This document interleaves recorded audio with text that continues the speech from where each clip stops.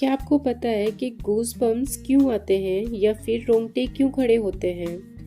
असल में इसके पीछे साइंटिफिक रीज़न है जिसे हम कहते हैं इवोल्यूशन। जितनी भी इस दुनिया में स्पीशीज़ हैं सबको चाहते हैं कि वो सरवाइव करें और दुनिया में जिएं।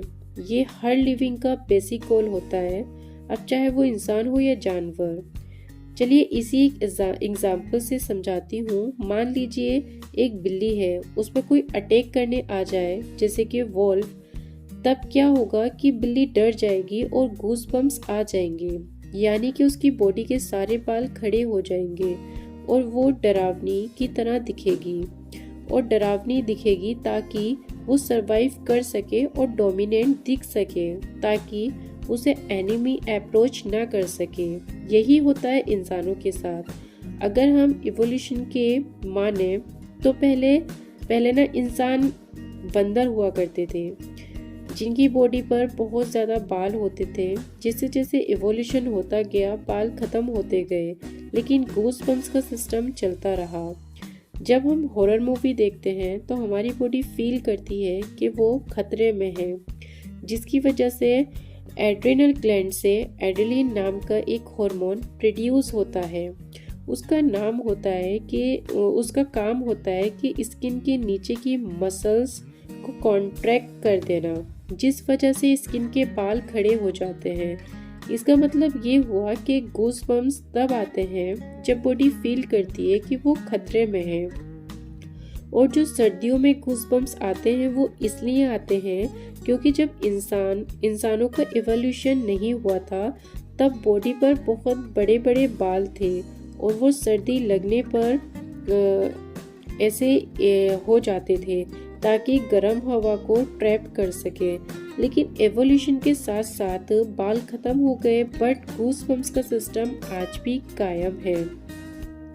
और जब हम म्यूजिक सुनते हैं तब जो गूज बम्प्स आते हैं वो इसलिए आते हैं क्योंकि म्यूजिक हमारे इमोशंस को डीपली ट्रिगर करता है, जिस वजह से ब्रेन को लगता है कितना अनयूजुअल इमोशंस क्यों डेवलप हो रहा है, शायद कुछ गड़बड़ है। इसलिए वो fight and flight hormone release कर देता है, जिससे हमारी बॉडी में गूज बम्प्स शुरू हो जाते हैं।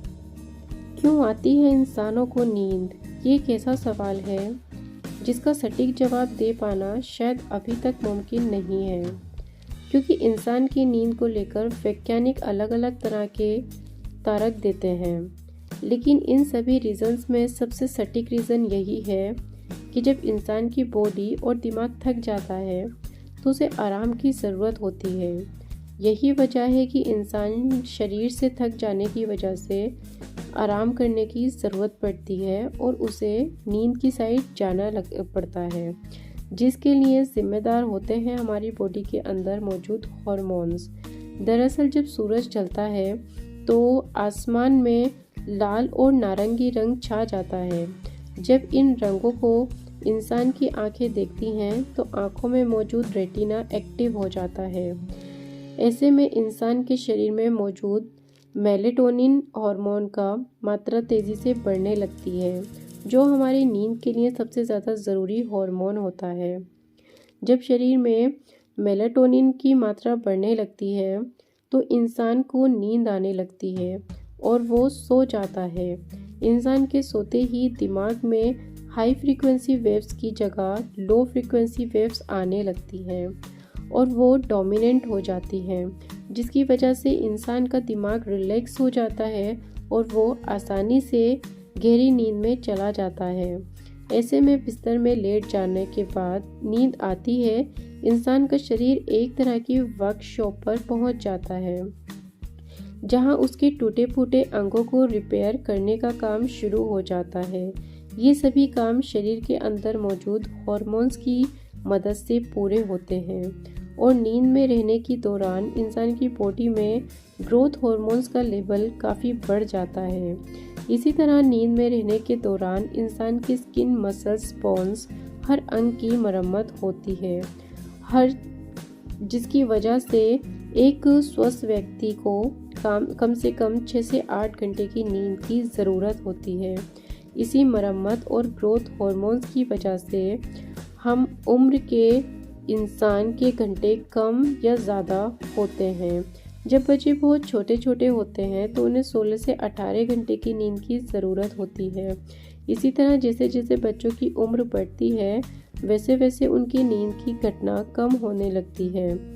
ग्रोथ हार्मोन्स इसी संख्या भी घटती रहती है। अगर आप सही से नींद नहीं लेते हैं तो उस वजह से आंखों के नीचे काले गड्ढे यानी डार्क सर्किल्स पड़ जाते हैं। ऐसा इसलिए होता है क्योंकि इस दौरान ग्रोथ हार्मोन्स को स्किन को रिपेयर करने का सही वक्त नहीं मिल पाता है। यही वजह है कि कम नींद लेने वाले लोग फ्रेश फील नहीं करते और उनका दिमाग भी स्लो काम करता है। तो ये थी नींद की पूरी हिस्ट्री। आपने चींटियों के घर तो ज़रूर देखे होंगे। बेसिकली चींटियों के घर को घर नहीं बल्कि हिल कहा जाता है। क्या कभी आपने ये नोटिस किया है कि ये जो हिल बनाया जाता है उसकी एंट्रेंस हमेशा थोड़ी बड़ी रखी जाती है। मतलब चींटी अगर चाहे तो अपने साइज़ के हिसाब से उसे और ज़्यादा छोटा बना सकती है, लेकिन चींटी ऐसा नहीं करती। क्यों? क्योंकि चींटी काफ़ी ज़्यादा समझदार होती हैं। असल में दोस्तों, जैसे चींटियों में रानी चींटी और सैनिक चींटियाँ होती हैं, उसी प्रकार से एक टर्टल आंट भी होती है जिसे सिर्फ लोटस नाम से भी जाना जाता है। दरअसल दोस्तों, इन चींटियों का साइज साधारण चींटियों से कुछ इस तरीके से काफ़ी ज़्यादा बड़ा होता है और यही सबसे बड़ा कारण है कि जब भी चींटियों की बस्ती या फिर उनके हिल पर किसी भी प्रकार का अटैक होता है तो ये टर्टल आंट अपने हिल की एंट्रेंस को अपने हेड से इस तरीके से बेंड करके उसे प्रोटेक्ट कर लेती है और इसीलिए चींटियाँ अपने हिल के एंट्रेंस को थोड़ा बड़ा बनाती हैं ताकि टर्टल आंट बेहद ही आसानी से उनके हिल में एंट्री ले सके। आपको वीडियो कैसा लगा कमेंट सेक्शन में ज़रूर से बताइएगा। वीडियो को लाइक और शेयर कीजिएगा, चैनल को सब्सक्राइब कीजिएगा। Thank you. आपको वीडियो कैसा लगा कमेंट सेक्शन में ज़रूर से बताइएगा। वीडियो को लाइक और शेयर कीजिएगा, चैनल को सब्सक्राइब कीजिएगा। Thank you for watching my video.